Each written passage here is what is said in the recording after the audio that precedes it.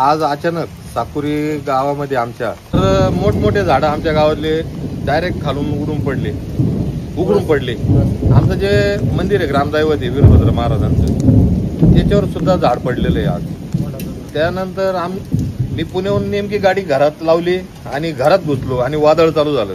पुण्याहून येतच होतो तर प्रचंड वेग होता त्या वाऱ्याला, तर ते आमच्या घरात बसलं सुद्धा लिंबाचं झाड पडलं, पण काही तिथं घटना घडली नाही आणि गेट डायरेक्ट उडून पडलं बंगल्यात आमच्या.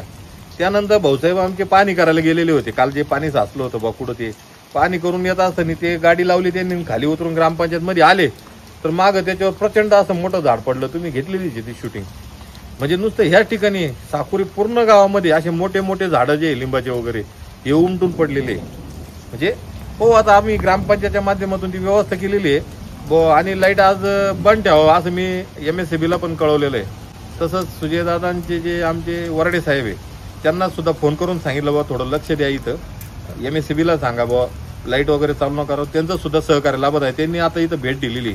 ही शासनाला एकच विनंती आहे, त्या झालेली जी नुकसान आहे त्या नुकसान भरपाईची पंचनामे करावे आणि लोकांना त्याची नुकसान भरपाई मिळावी, एवढीच आम्ही शासनाला विनंती करतो साकुरी ग्रामस्थांच्या वतीने. वादळामुळे आमचे ग्रामदैवत वीरभद्र महाराज, तर ते वीरभद्राच्या कृपेने ते फक्त थोडंसं एक कोपरा, भीतीचाच कोपरा पडला, पण देवाच्या कृपेने सगळं आमचा कळस वाचला, कसलं काही धाका नाही लागला, कोणाला जीवित हानी नाही झाली, कोणाला जखम नाही झाली.